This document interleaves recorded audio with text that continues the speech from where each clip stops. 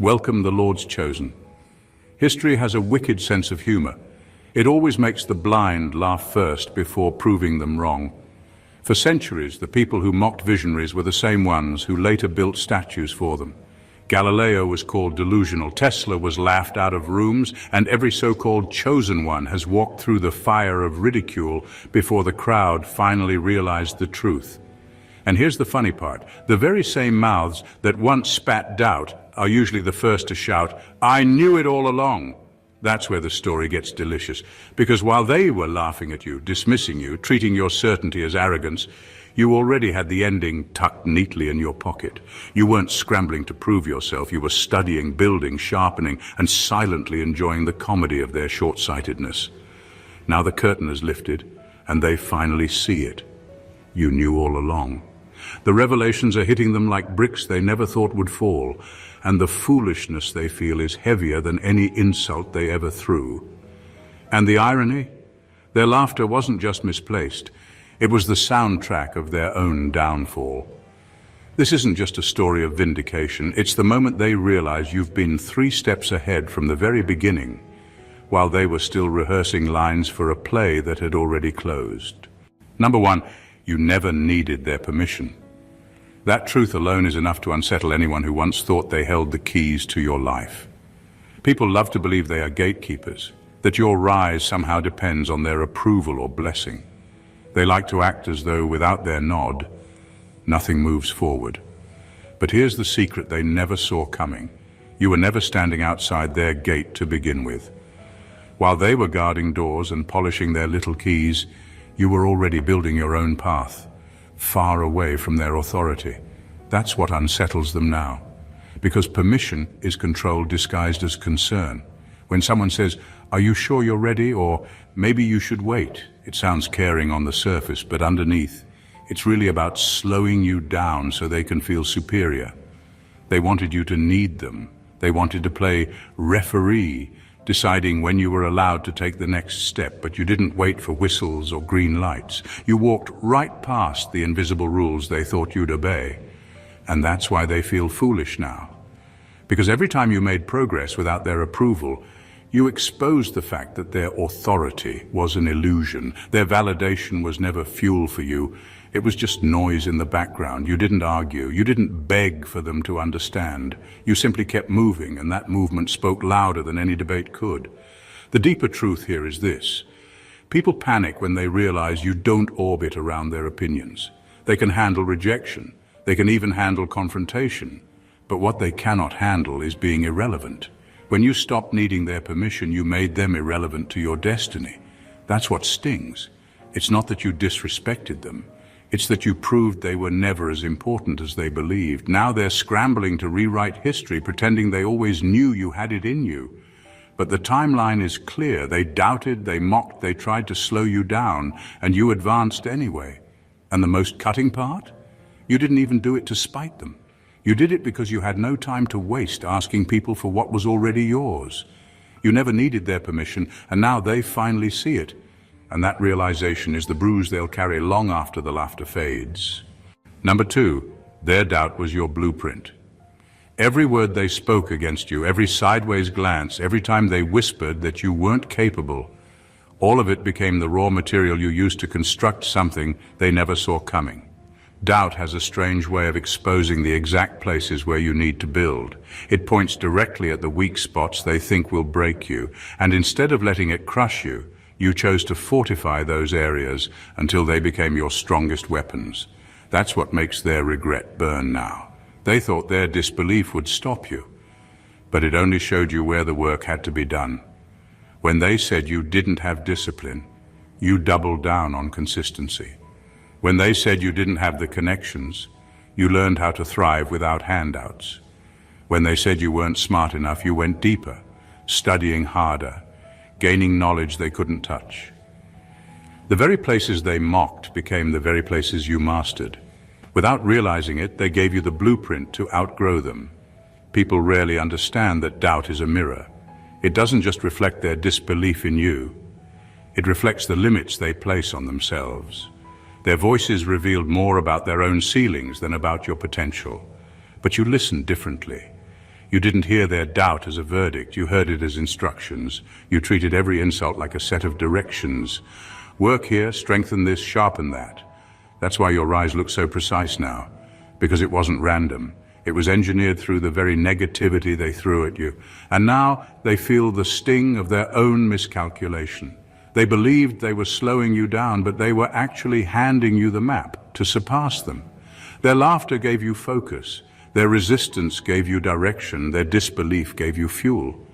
They thought they were tearing you apart, but they were unwittingly drafting the design of your resilience. That's the irony they can't escape today. The very blueprint they created out of mockery is the same one you used to construct a life that leaves them speechless. Their doubt didn't destroy you. It documented the path to your victory. And now every step you take reminds them that they built the structure of their own humiliation. Number 3, you rid the room before they built it. That's what unsettles them the most. You weren't reacting to situations after they unfolded. You were already 10 moves ahead, quietly preparing for dynamics they hadn't even considered, while they were still trying to arrange their positions, thinking they had control over the pace and the setup. You had already studied the energy, the politics, the silent rules no one speaks out loud. You knew where the traps were, where the cracks would form, and where the power would eventually shift. That's why you were never caught off guard. The gift of foresight doesn't always look flashy. It looks like patience, awareness, and the ability to sit still while others rush into mistakes. They mistook your quietness for ignorance, assuming you were lost in the moment when in reality you were analyzing everything. You noticed who needed attention to feel important, who spoke loudly to mask insecurity, who played neutral while secretly scheming. You didn't just observe people, you read the patterns of their behavior like a script you'd already seen before. By the time they thought they were finally getting organized, you already had the outcome mapped out. You knew who would betray who would crumble under pressure, and who would shift alliances when the stakes got high. It wasn't magic, and it wasn't luck. It was clarity. They were busy acting while you were busy decoding, and now the sting of realization hits them hard. They thought they were the architects, the ones designing the whole stage. But the truth is, you had already sketched the blueprint while they were still gathering their tools. That's why you move with such certainty. That's why you don't scramble or panic the way they do. Your calm makes them uneasy because it reveals how unprepared they truly are. Reading the room before it was built meant you were never dependent on their script. You weren't waiting to see how things would unfold. You had already seen it. And that foresight is why their laughter feels hollow now. They mocked you for standing apart, but the reality is, you weren't behind. You were already finished with a game they were just beginning to play. That's the kind of advantage no one can fake, and it's the one they'll never forgive you for. Number 4, what they called arrogance was just accuracy. People are quick to label confidence as ego when it doesn't fit inside their limited vision. You didn't shout to impress, you didn't make noise to inflate yourself, you simply stated what you already knew would unfold. And because they couldn't see it, because their imagination stopped where yours began, they assumed you were exaggerating. In truth, you weren't boasting. You were declaring facts ahead of time. Now those facts are standing in front of them like undeniable proof, and their accusations echo back as embarrassment. Accuracy always looks like arrogance to those who can't keep up. When you speak with certainty, it unsettles people who live in hesitation. When you act without doubt, it rattles those who depend on second guessing. They weren't offended by your supposed arrogance, they were offended by your clarity. Because clarity leaves no room for their excuses, no space for their disbelief to breathe. You said what you saw, and what you saw has now come to pass, leaving them no defense but to sulk in silence. The deeper truth is that arrogance is empty, while accuracy is backed by evidence. Arrogance demands recognition, accuracy creates results. You didn't need applause, you didn't need validation. Your words were already anchored in reality before anyone else caught on. That's the difference, and that's the reason they feel foolish now. They thought they were mocking a dreamer, but they were really mocking a prophet of their own downfall, and now the irony burns them. What they once rolled their eyes at is the very thing they're forced to acknowledge. The outcome has arrived exactly as you said it would, not because you were lucky, but because you were aligned. They mistook foresight for arrogance, but the record shows otherwise. You didn't brag, you told the truth early, and today that truth stands taller than their laughter ever did. Would you like me to expand this into a full 400-word deep dive the same way I did for the earlier points, so it flows consistently with the rest of the series? Number 5. They laughed at a puzzle they couldn't solve. Their mockery wasn't insight, it was camouflage. They were trying to cover their own confusion, their inability to decode the world you operate in. When people don't understand something, they either study it or ridicule it, and ridicule is always easier. So they chose the shortcut, mistaking their jokes for intelligence when in truth it was their public admission that they couldn't keep up with you. What unsettled them most wasn't that you were different, but that your difference had a structure they couldn't read. You weren't drifting aimlessly, you were moving with a rhythm they couldn't count, building with rules they'd never learned. They wanted to believe you were improvising, lucky or delusional, because the alternative, that you were deliberate and disciplined, would have forced them to confront their own laziness. Their laughter was self-defense. It kept them from admitting they were outclassed. People forget that mockery is a mask for inferiority. They didn't laugh because you were funny. They laughed because you were threatening. The language you lived in, your choices, your mindset, your foresight, made no sense to them. They couldn't read your timing, your patience, or your strategies. They thought belittling you would shrink you down to their scale, but all it did was highlight how far above their scale you were operating.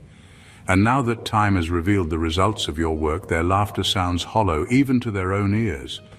The puzzle they mocked has unfolded into a clear picture, one they can no longer deny. Every move you made that seemed strange or risky now looks like precision in hindsight. Their jokes didn't age well. They aged like confessions of their own misunderstanding. That's the quiet victory. You didn't argue. You didn't try to explain your language to people who refused to learn it. You kept speaking it, living it. And now it's obvious that what they laughed at was never a joke. It was brilliance they couldn't decipher. Their mockery wasn't a verdict on you. It was a mirror reflecting their inability to solve what you had already mastered. And that realization is heavier than any punchline they ever threw. Number 6, exposure was never your fear, it was theirs. From the very beginning, you weren't hiding, editing, or performing for anyone. Your moves, your choices, and your reasoning have been out in the open for anyone willing to actually look.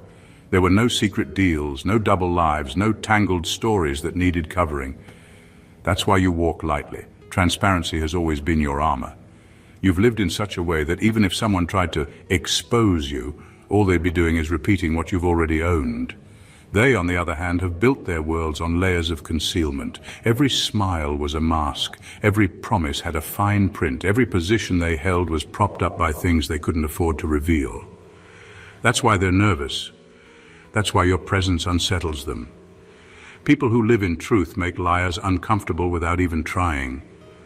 Your openness is a constant reminder that their safety net is an illusion. They called you naive for being upfront. They mistook your clarity for weakness because they only know how to operate in shadows. But now the tables have turned, and the weight of their secrets is choking them.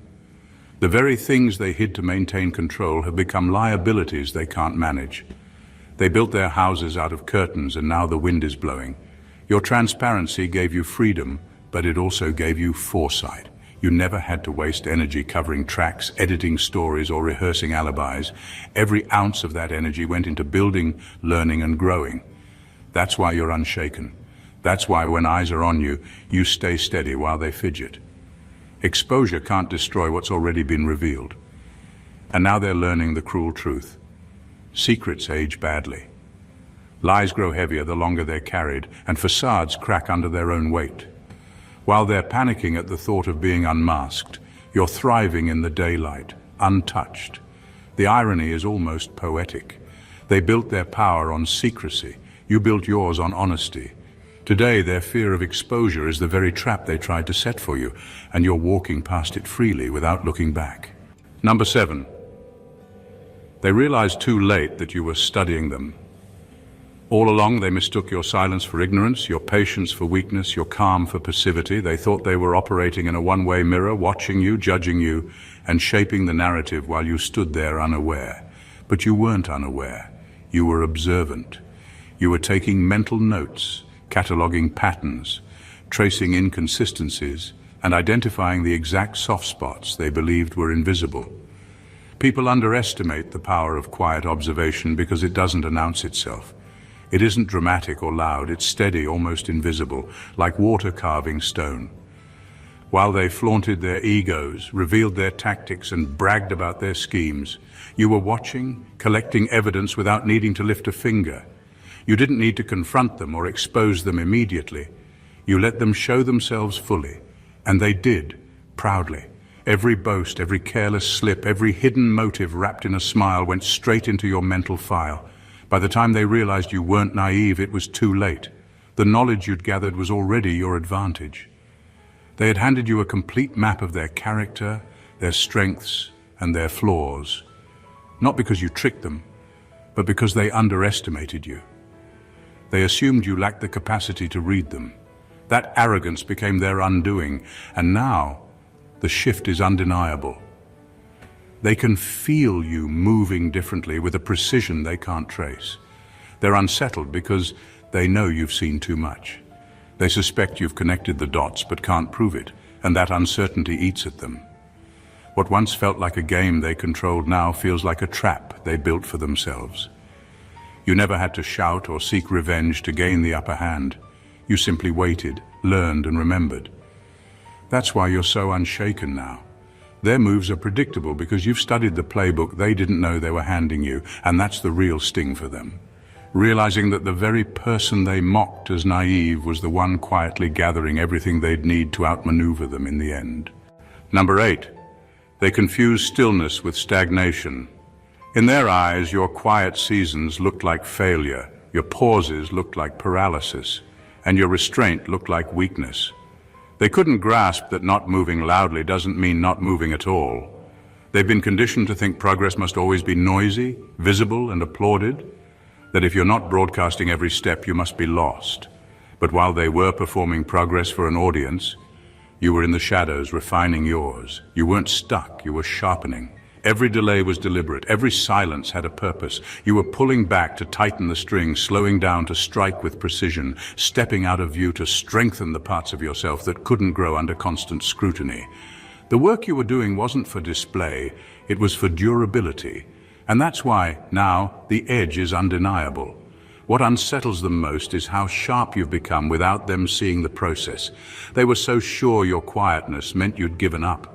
They interpreted your patience as resignation, your discipline as passivity. They laughed because they mistook your cocoon for a coffin. But patience and stagnation are worlds apart. Stagnation decays, patience evolves, and evolution happens in silence, away from their cameras and their commentary. Now the results are surfacing and it's too late for them to catch up. The blade you've honed behind the scenes is cutting through the illusions they've been hiding behind. The timing they mocked as too slow is now exposing the fact that they were rushing without direction. Your stillness wasn't a pause, it was preparation. This is why your presence feels different to them now. You're not reacting, you're executing. You're not waiting for their recognition. You've already built what you needed. And the irony is that the very season they used to dismiss you is the same season that gave you the strength to surpass them. They confused stillness with stagnation because they've never known the power of quiet growth, but you do. And now that the edge has emerged, they're realizing you weren't behind at all. You were sharpening in plain sight, and the cut is something they'll never forget. Number 9, their version of power was a costume. It looked convincing under the lights, loud, polished, even intimidating, but it was never real. It was stitched together from borrowed authority, borrowed status, borrowed applause. Every inch of it depended on others believing the performance. Without the crowd, without the titles, without the stage, it would all fall apart. That's the trap of costume power. It's only as strong as the illusion holding it together. Authority borrowed from applause crumbles fast. When the clapping stops, when the attention shifts, when the room empties, there's nothing left to sustain it.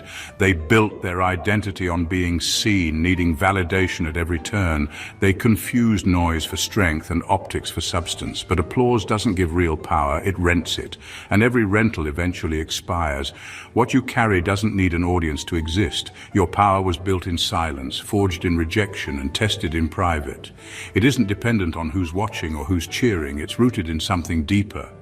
Your discipline, your foresight, your endurance, and your willingness to stand alone when the crowd moves on. That's why your power doesn't fade when the room goes quiet. It was never borrowed. It's yours. And that's the contrast they can't handle now.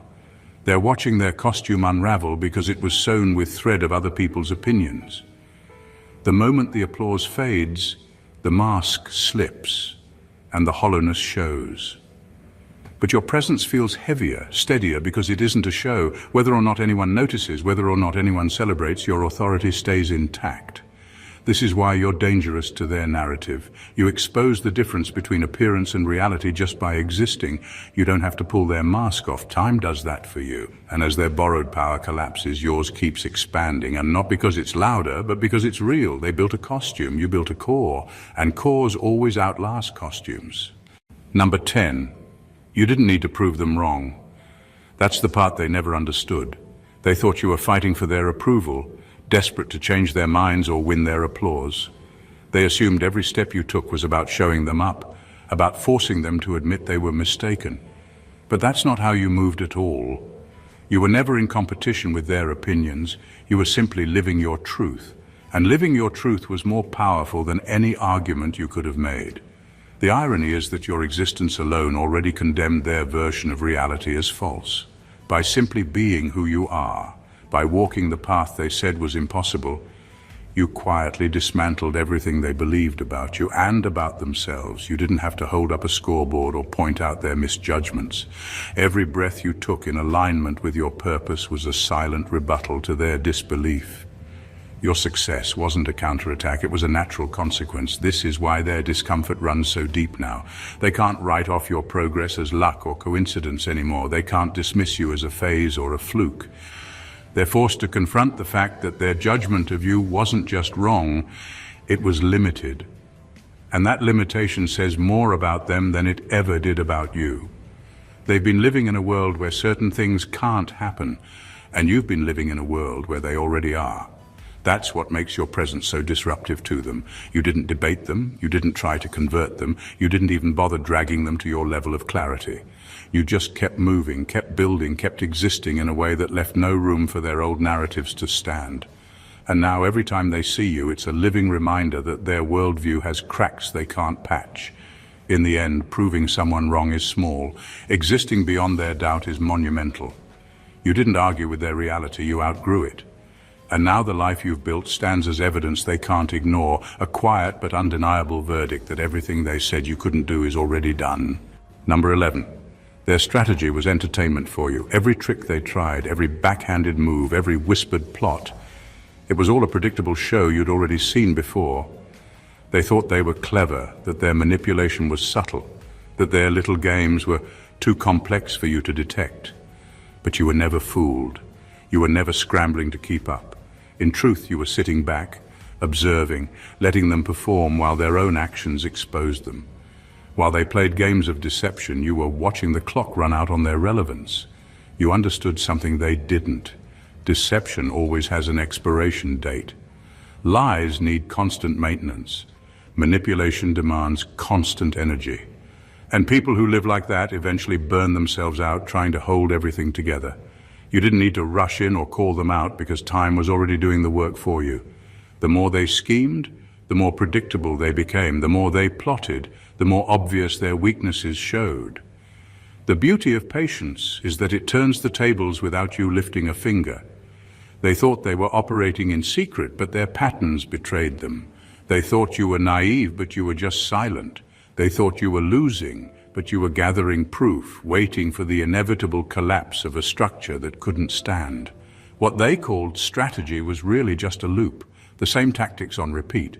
And you'd already learned how to step outside of it. And now that time has caught up to them, they feel the shift. Their tricks no longer work. Their performance no longer draws applause. Their relevance has been shrinking quietly, and you're still standing steady and untouched. That's why they're restless now. They can sense their grip slipping while yours remains intact. You didn't need to outplay them, you just needed to outlast them. Their strategy, which once felt powerful and menacing, now looks childish and transparent. And the irony is that while they were exhausting themselves trying to win a game of smoke and mirrors, you were conserving your energy for something real, and that's exactly why you're the one left standing when the curtain finally falls. Number 12. They didn't just underestimate you, they misread the whole assignment. They thought the game was about appearances, charm, and noise. They believed it was about who could talk the loudest, collect the most followers, or flash the biggest symbols of status. They mistook style for substance and spectacle for power. They thought you were losing because you weren't playing the same game. But the truth is, you were never in their contest. You were working on an entirely different set of rules, rules they didn't even know existed. The exam wasn't about charm, numbers, or noise. It was about endurance, clarity, and timing, things you mastered quietly. While they were busy performing, you were training. While they were chasing applause, you were sharpening patience. While they were obsessed with optics, you were building structure. You understood that the real test wasn't in who could sprint the fastest at the start, but who could maintain direction when the crowd got bored, when the lights went off, and when the applause stopped echoing. This is why your success feels so jarring to them now.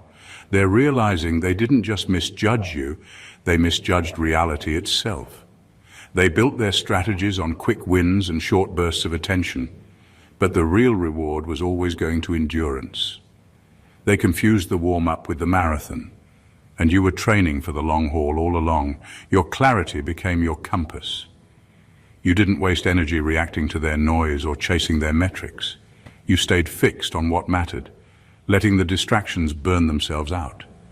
Your timing became your power. You didn't move just because the crowd told you to move. You moved when it was right. That's why your steps land with weight now, while theirs scatter into nothing. And that's the sting they can't shake. They thought you were behind because you were quiet, but you were actually ahead because you understood the true assignment. They weren't just wrong about you, they were wrong about the entire game they were playing. Now the test is over, the results are in, and your mastery stands as proof. Endurance outlasts hype, clarity outshines noise, and timing beats speed every single time. Number 13, they see your calm now as mockery. The same composure they once ridiculed as weakness now feels like an indictment. When you were steady, they called you passive. When you were patient, they called you timid. When you chose not to react, they called you afraid. But now that the results of your steadiness are visible, your calm feels like a mirror they can't look away from, one that reflects their own panic, insecurity, and chaos. What unsettles them most isn't just that you're calm, it's that your calm is unshakable. It isn't an act, it isn't forced. It's rooted in preparation, self-control, and confidence built from actual substance. You're not scrambling to keep appearances, you're simply aligned. And when someone who's aligned stands next to someone who's pretending, the difference is impossible to ignore. Your composure exposes their performance without you ever opening your mouth. They mistake it for mockery because they can't believe anyone could be that steady without faking it. Their entire world has been built on reacting, on noise, drama, and chaos, as proof of passion or power. They don't understand what power looks like when it's silent. And they definitely don't understand what success looks like when it doesn't need validation. Your calm doesn't just confuse them, it convicts them. This is why your presence feels heavier to them now.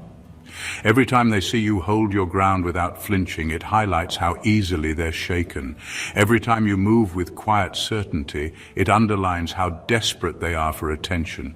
You've become a living contrast, and contrasts make illusions impossible to maintain.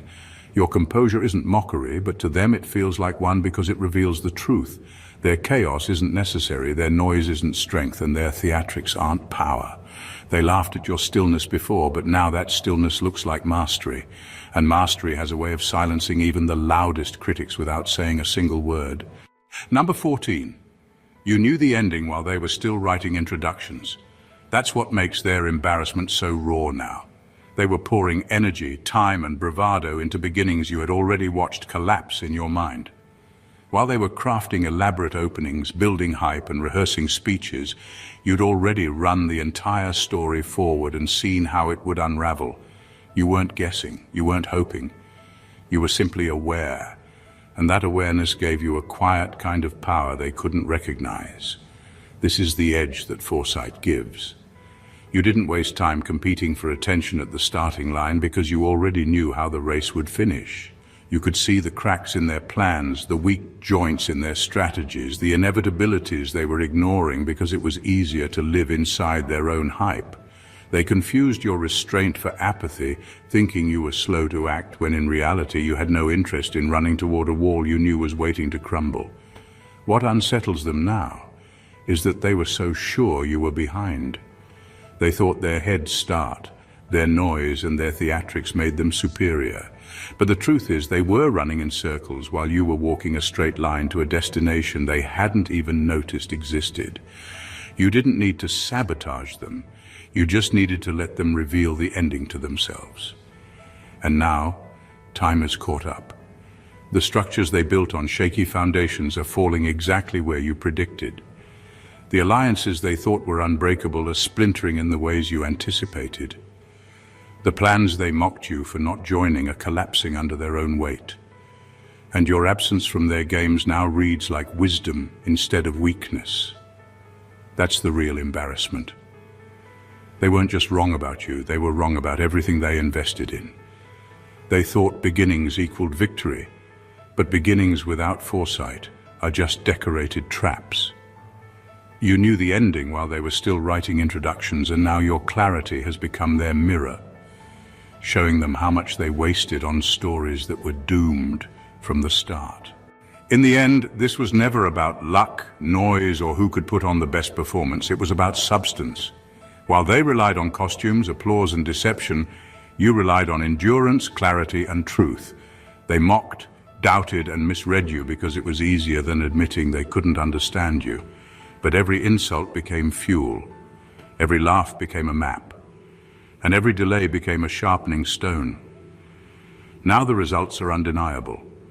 Their borrowed power has unraveled, their strategies have expired, and their noise has collapsed into silence. Meanwhile, your calm, your foresight, and your discipline stand taller than ever. What they once called arrogance now reads as accuracy. What they mistook for stagnation has revealed itself as refinement, and what they thought was weakness has become the very strength they can't compete with. The irony is brutal but simple. You didn't need to prove them wrong. You just needed to exist long enough for the truth to expose itself. And now it has. You knew the ending before they finished their introductions. And today, the story belongs to you. If this resonated with you, don't just watch in silence. Be part of the movement. Subscribe to the channel so you never miss the truths most people are too afraid to face. Like the video to show you value clarity over noise. Comment below and share your thoughts. Your insight could be the spark someone else needs to see what they've been missing. And share this with anyone who needs the reminder that patience, discipline, and foresight always outlast doubt, mockery, and borrowed power.